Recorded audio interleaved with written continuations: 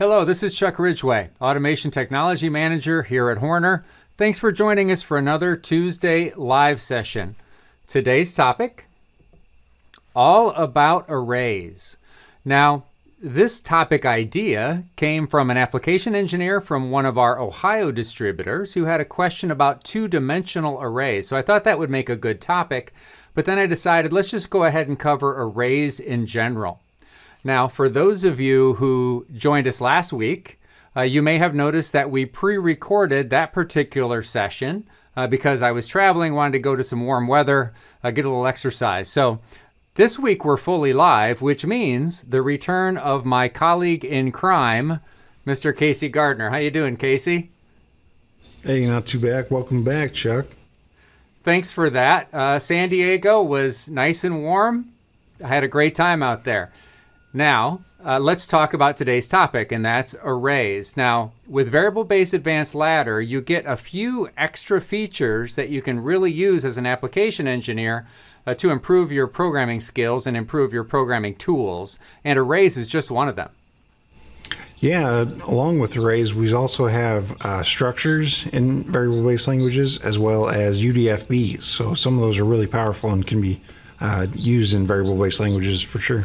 Absolutely. So keep in mind, I believe we have videos for each of those topics as well. So if you're interested in those topics, go ahead and check those out. So during the topic today, Casey's going to be manning the chat. If you're watching this live, go ahead and get us your questions in the chat section. Casey will either answer them live in real time or we'll get them answered at the end. If you're watching this on replay, we still want your questions. Just give them to us in the comment section. And again, we'll get them answered, just not in real time. Okay, let's dive into the topic. Okay, all about arrays and tag-based advanced ladder. Sometimes we call it tag-based advanced ladder. It's officially variable-based advanced ladder. It's just a lot of other manufacturers call it tag-based, so we like to use both terms kind of interchangeably. All right, let's take a look at the breakdown of today's topics. Of course, we're going to cover what are arrays. We're going to compare arrays and structures. Those are two similar but different features. People often get confused. We're going to talk about different examples of arrays, when you might want to use them. How do you use arrays in Cscape? Of course, that's a key element of today's topic. We're going to talk about arrays of structures. That's a great way of utilizing both features, arrays and structures, together to get the most out of both features. And of course, we're going to also talk about two-dimensional and three-dimensional arrays, in addition to the more common single-dimensional arrays. And throughout the topic, we're going to have plenty of time for demonstration. All right, let's dive right in. Okay, so what are arrays? So by definition, when you're talking about arrays and you're talking about programming languages, and you could be talking about C++, you could be talking about structured text, which is one of the IEC programming languages, or you could be talking about ladder, or in our case today, variable-based advanced ladder. The definition of array will be a variable that represents a collection of data, all of the same type. And arrays can come in multiple dimensions. One-dimensional array you can think of like a list. A two-dimensional array is like a table. And a three-dimensional array, I guess you can think of it like a Rubik's Cube. There aren't a lot of applications, frankly, for three-dimensional arrays. You really should be careful, of course, when using them as well, because even though you can do some really clever things with like three-dimensional arrays, for instance, and even in some cases two-dimensional arrays, one of the goals of your program as an application engineer is not only to solve the application reliably, but also to write your code in such a way in which it can be maintained over time and others, in addition to yourself, can follow the code. That's really the best practice, of course. If you use three-dimensional arrays heavily in your application, you are in danger potentially of making things a little bit obtuse. So be careful with that particular aspect of arrays. But again, single-dimensional arrays and to a lesser extent two-dimensional arrays are great features you should certainly take advantage of. And just like we mentioned in the open, arrays, structures, and UDFBs are really three of the most compelling features with variable-based advanced ladder. Okay, so let's talk about arrays in Cscape. So what do those look like, etc. Okay, so first of all, I just said in the last slide that arrays are variables. So like any other variable, you need to create and assign a name to an array. You also need to assign, like any other variable, a type, whether that's Boolean or integer, etc. Now on the screen there, I'm showing an example array called sensor. So the name of it is sensor. I've typed it as Boolean. And then the next thing to do that separates arrays from just regular old variables is you need to assign a dimension to the variable, which really makes it an array. So in the one on the screen there, we have a one-dimensional array with a dimension of 4. Basically, that means there's 4 elements in the array. And then when you type that in as you're creating the variable, you would type in 4, but then it's going to display that. Cscape will display that in the program variable window as an index of 0 through an index of 3. Now, what's an index? Well, the index is that element within square brackets there that allows you to specify which of the pieces of data within that variable or within that array that you're talking about. And one thing that's really important to note is that indexes are 0-based. So that example on the screen there, even though it's got 4 elements in the array, they're numbered from 0 to 3. Okay, now let's compare arrays and structures because they're really similar but different. So both arrays and structures can assist you in organizing your variables or organizing your data. Arrays are variables themselves, so you would directly reference arrays in function blocks, in screen objects, etc. Whereas structures really define a custom type.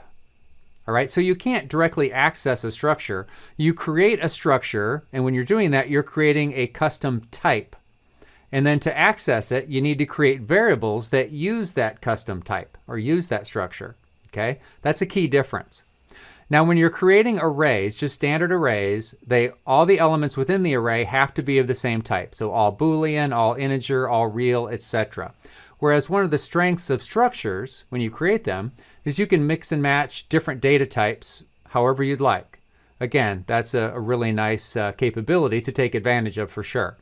And then you can also have arrays of structured variables, which is effectively taking advantage of the best of both worlds. And we'll talk about that in more detail a little bit later. All right, let's take a look at some examples of one-dimensional arrays. One-dimensional arrays are almost certainly going to be the most common arrays that you're going to use in your application. One example of a one-dimensional array, let's say, would be an array that represents, let's say, 8 temperatures in a multi-zone oven in a heating application. So in that case, on the screen there, I've shown a variable created called zone temp. It is an array of the real type, let's say, and it has 8 different elements with an index of 0 to 7. Another example, let's say you've got a material handling application and you've got packages moving on a conveyor in multiple locations. You could create an array that is based on a Boolean variable called package, let's say with 256 different elements to it. And then by examining the individual elements within that package variable array, you could see what areas on the conveyor have packages and which ones don't, for instance. Now let's talk about some arrays that are predefined in Cscape Variable-Based Advanced Ladder. And that is if you go to the Global Variables section, when you open up a new Variable-Based Advanced Ladder program in Cscape, when you go to the global variable section of the program variable tool, you will see at the very top there 4 arrays that have been pre-created that basically map real-world I/O memory locations over to a basic array that can be used for, let's say, configuring remote I/O. So there's an array just called I with 2048 elements. That's mapped to %I 1 through 2048. So when you're adding in remote I/O, that's one of the options you have using that array for getting the I/O that is coming into your program from a remote I/O block mapped over to the right place. Okay, and then similarly, there's a Q array, an AI array, and an AQ array. Those are predefined with Cscape every time you open up a new program.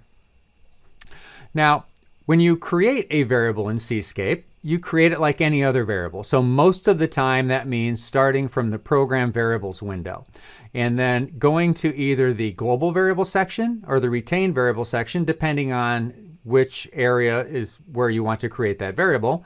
And then like any other variable, you need to assign a name to the variable, give it a type, integer, double integer, Boolean, etc. And then if you don't do anything else, you've just created a regular old variable. But if you go to the dimensions column and you add in a value greater than 1, now you've created an array.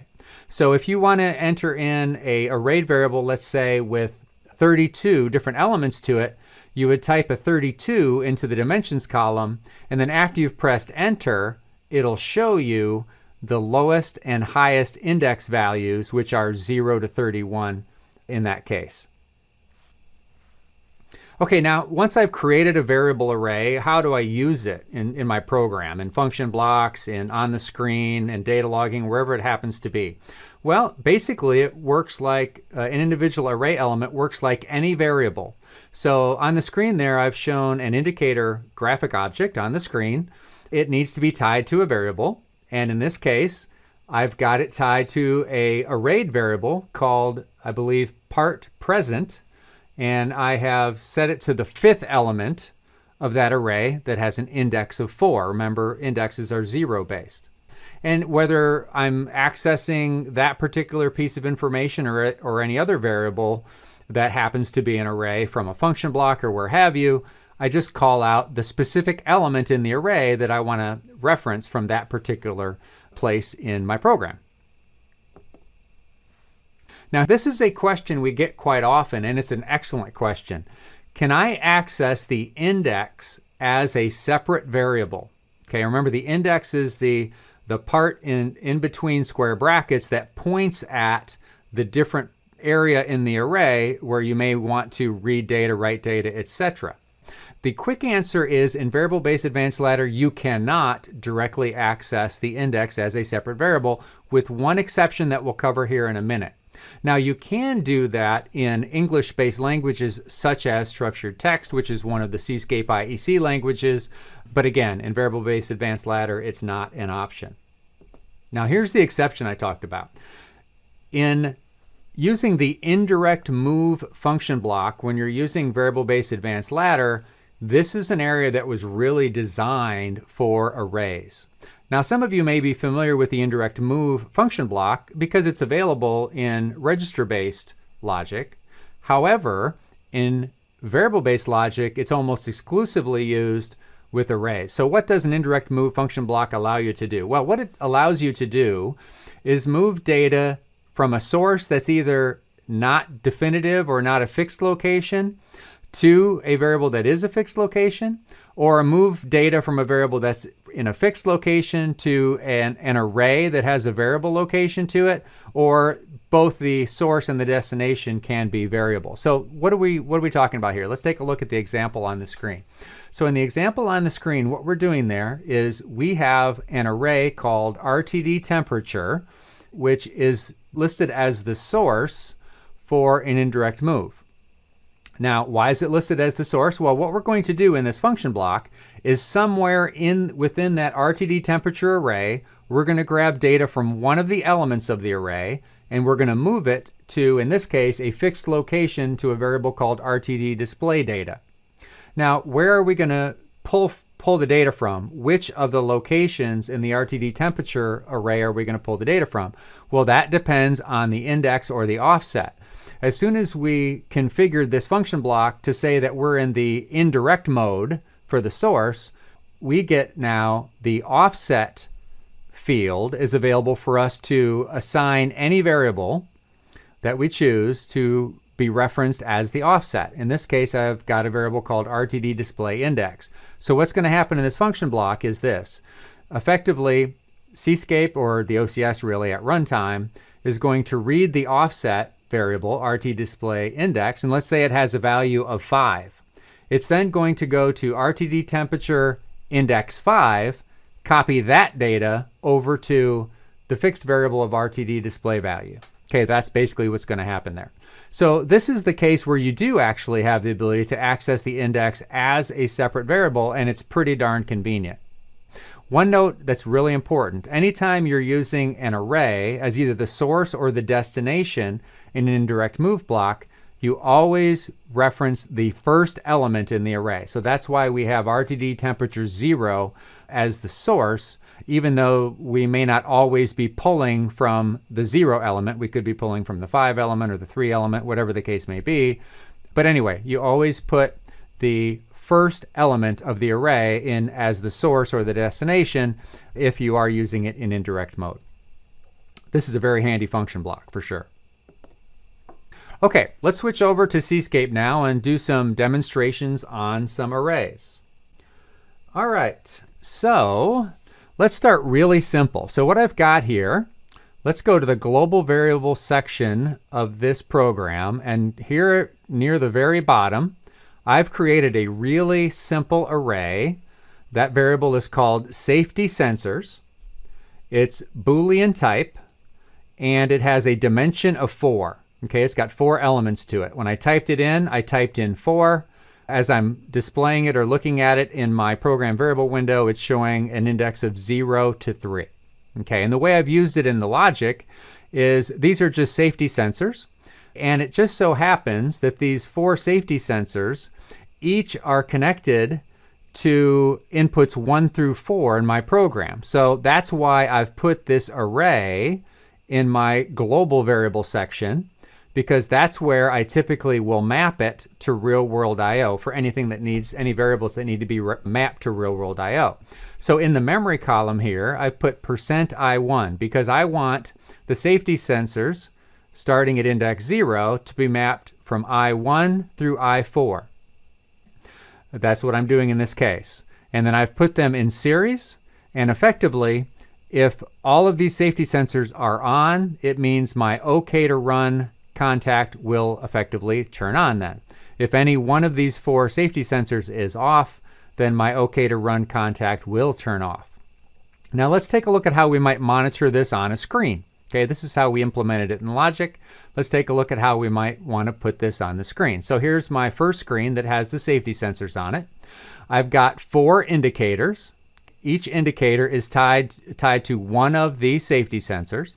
I'll double click here and we'll take a look. So we referenced, the variable that's referenced is like any other variable, except since this is an array, we have to put the index for the array in there as well. And in this case, we're looking at the first element of the safety sensor array, and so that's index 0. Okay, so this indicator is always tied to 0. This one is always tied to index 1, index 2, index 3, etc. So you can see they're configured just with the difference in the index. Now, just for illustrative purposes, I went ahead and in the markings or the legend for each of these objects, I went ahead and put the index down just so that it's clear. But of course, in a real-world application, the operator doesn't know what the index is, nor do they care. They're pretty much going to care about sensor 1, 2, 3, and 4, or whatever else the sensors are really named. Okay, so that's basically how we would configure this really simple Boolean array in logic and then also on the screen. Let's take a look at it now with our overhead view. Okay, so here's our real-world testing of this particular program.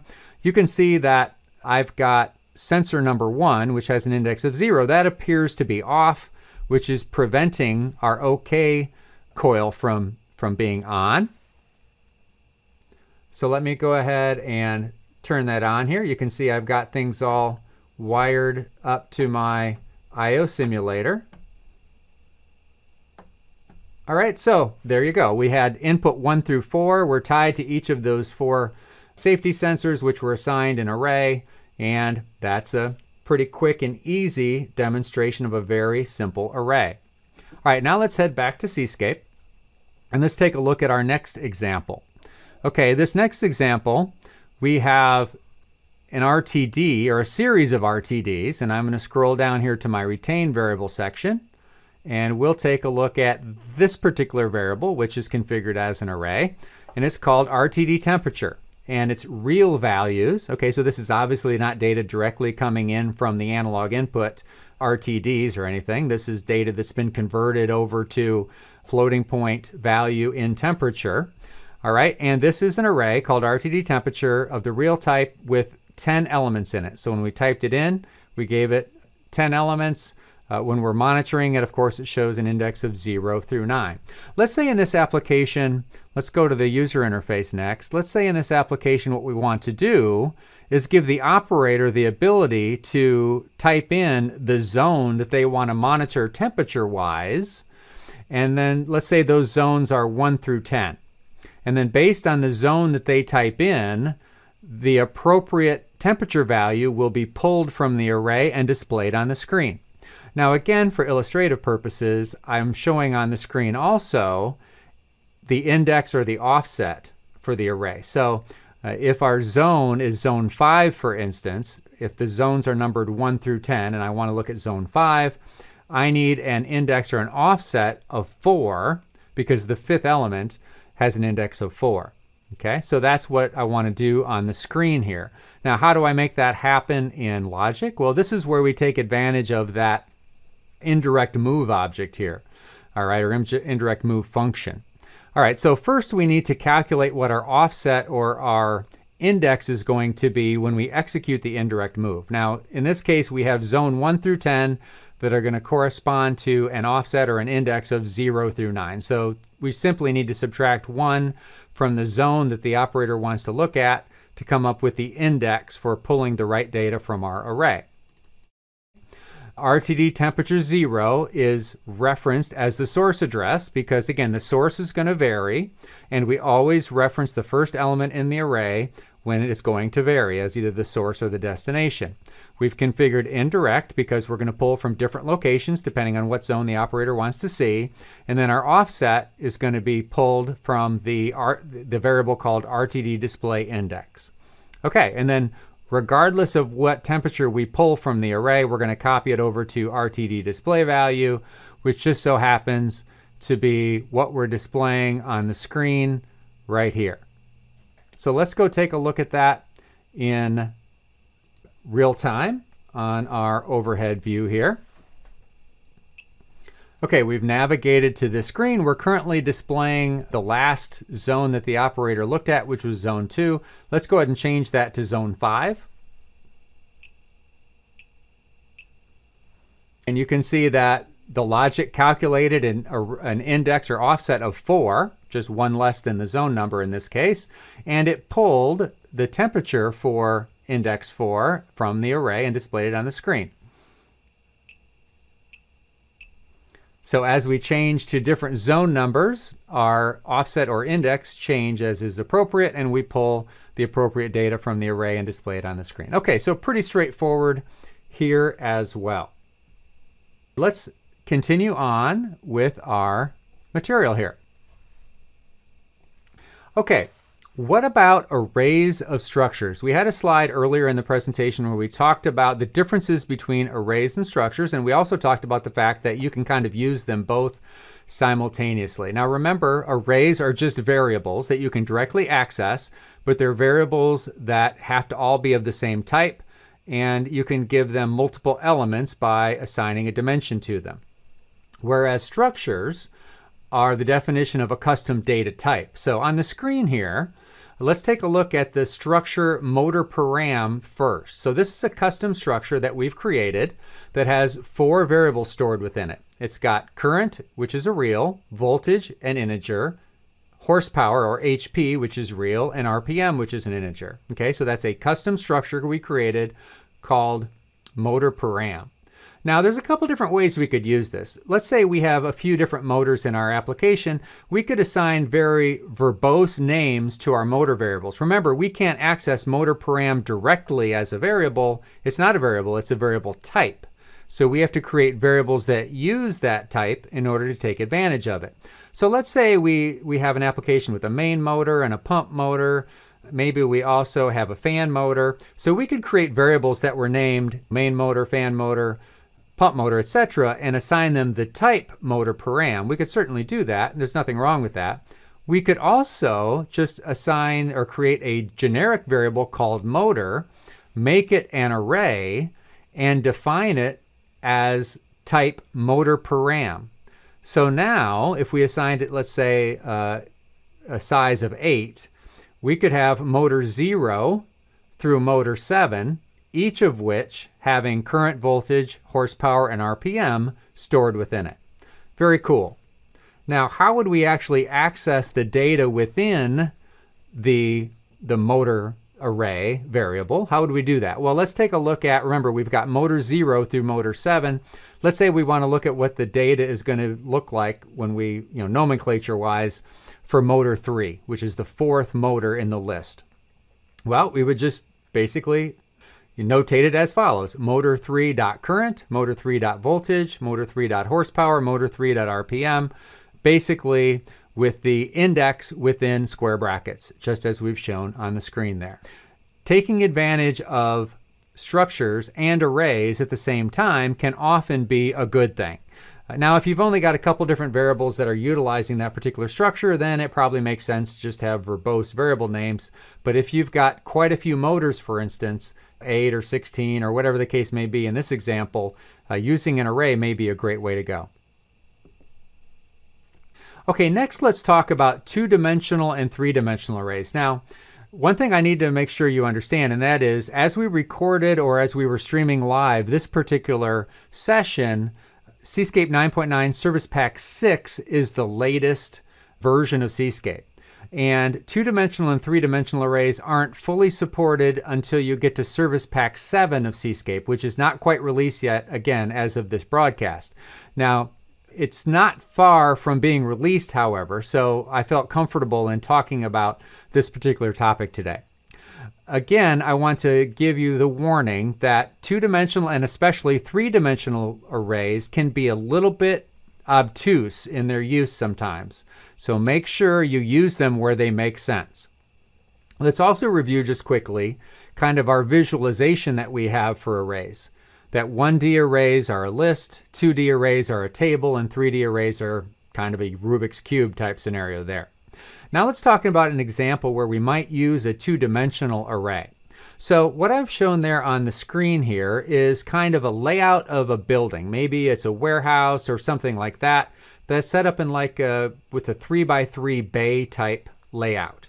And let's say we have an application where in each of those sections of the building we have a temperature sensor, and we decide that it makes sense for us to store those temperature values in a 3x3 array.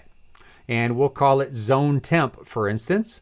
And again, it's a 3x3 array, which means the indexes for both dimensions are going between 0 and 2. All right, sounds great. That does seem like an application where it makes sense. Now, how would we use a 2-dimensional array, for instance? Well, first of all, the first thought you might have is that when you go to use something like an indirect move block, that you might have, if you've got a 2-dimensional array as your source, your destination, you might think, well, hey, I'm going to need an offset variable or a index type variable for each dimension. But that's not how it works. There's still just a single offset, even if you have a 2-dimensional or a 3-dimensional array. It's just that the offsets count up from 0 for the first element, all the way up to the size of the element -1 for the last element, or the size of the array -1 for the last element. So on the diagram to the right there, I've also notated what the offset would be for each of those 9 members of that 2-dimensional array. So really, 2-dimensional and 3-dimensional arrays from a programming standpoint, whether you're talking about the indirect move block or whether you're talking about just regular function blocks or regular screen objects, they're no different. You're going to basically reference for everything except for the indirect move block, you're going to reference one of the elements within the array by specifying, in the case of a 2-dimensional array, both indexes, for instance, just as I've shown on the screen. In the case of the indirect move block, again, your offset is just going to go to a larger number.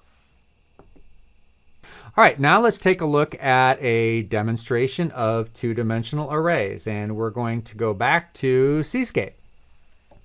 All right, so let me switch over here to this 2-dimensional array example. So what do we have going here? Well, let's go down to the retained variable area here, and you'll see I've created a two-dimensional array called motor specs. Now, I didn't utilize a structure in this case. This is not an array of structures. This is just a simple two-dimensional array where every element, and it's a 5x2 array, every element, all 10 of them, are all integer values. So it's a 5x2 array where every element is an integer. So what am I doing in this demonstration? Well, this is another one of these illustrative demonstrations showing you how you can potentially access elements within the array, whether you're reading or writing or whatever the case may be. Let's start by going to the screen so we can see what we have happening on the screen here. Now on the screen, we are showing simultaneously all 10 integer values that are stored within this 5x2 array. Okay, so 0, 0, 0, 1, 1, 0, 1, 1, etc., etc. And each of these data fields is tied to the appropriate element, calling out the appropriate element in the array, in the two-dimensional array. Okay, so that's pretty straightforward. Now in my actual application, and again, this is for illustrative purposes, what we're doing is that when function key 1 is pressed, we're going to clear all the values stored in the two-dimensional array. When the function key 2 is pressed, we're going to set them with some predetermined values. Okay, some predetermined non-zero values. Okay, so let's take a look at that in logic. All right, so here's my logic that says on either the first scan or whenever I press function key 1, I'm going to go ahead and use the fill instruction to copy a 0 to the entire array. And how do I get it into the entire array? Well, I want that 0 to be copied starting from the beginning of the array. So I referenced the 0.0 index. And then my count is 10. So it's going to go from 0.0 all the way to all 10 elements of the array, and it's going to copy that value of 0 there. So I just use the simple fill instruction, pretty much like I'd use it any other time. Okay? And then when I press function key 2, I'm going to call a subroutine, which is going to go ahead and assign a predetermined value to each element in the array. And the values I've decided to write are values between 100 and 109. Okay, now how am I assigning those values? Well, there's a lot of ways to do it. I'm showing you one way for illustrative purposes, and I've decided to go ahead and show you using a loop.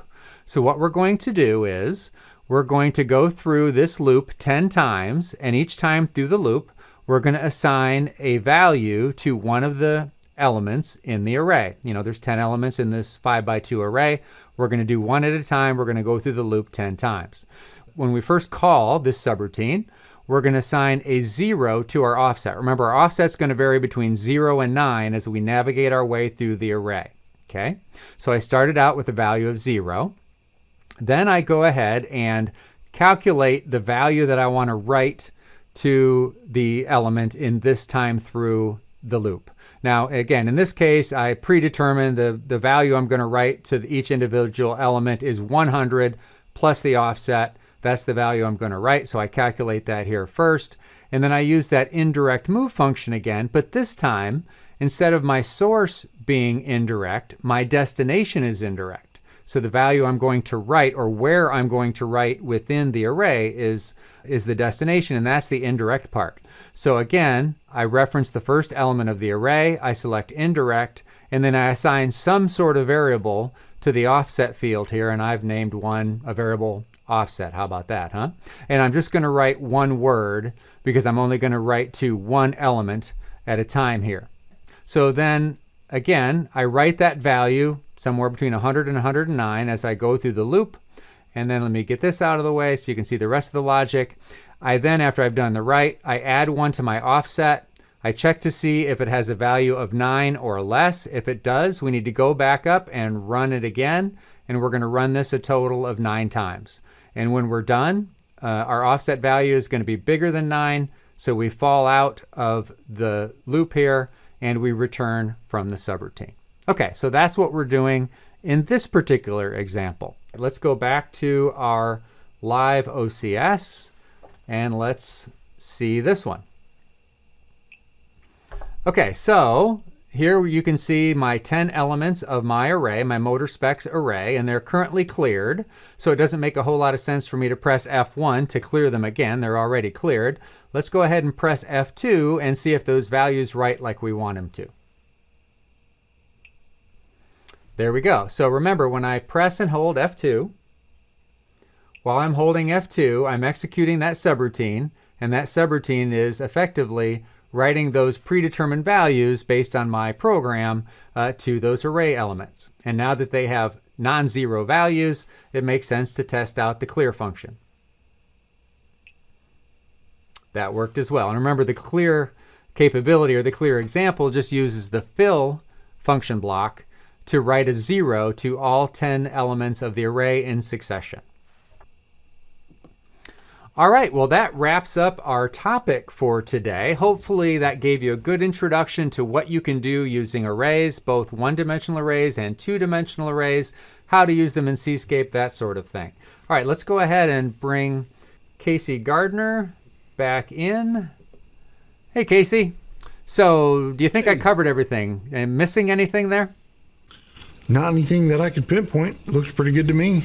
All right, very good. Don't think we had any questions come up, so I think we're good. All right, terrific. Now, a reminder, if you're watching this on replay, still give us your questions. Just type them into the comment section. We'll get them answered within a day or two, or just as fast as we can. All right, thanks, Casey. All right, a couple reminders before we close.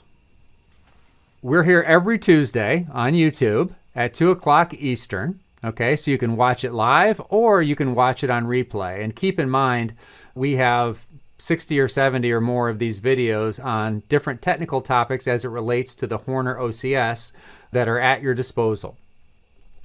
And next week, we think we've got a great topic for you. We're going to show you how to use the XLE as remote I/O. So most of you at least are a little bit familiar with the XLE. That's a very cost-effective controller that has a really nice mix of I/O. It's got a variety of options on the I/O mix actually, and it's got good network connectivity. Most customers are familiar with using it as a full controller. It has a really basic user interface. Now, in some applications, larger applications, it makes sense to use that as a block of remote I/O for your application. And we'll show you how to do that next week. One final thing, also, if you haven't done so already, please consider subscribing to our channel. Of course, it doesn't cost anything. And if you elect to have notifications, you'll get notified every time that we go live or every time we post a new video. Okay, we're looking forward to joining you next week. Please stay safe out there.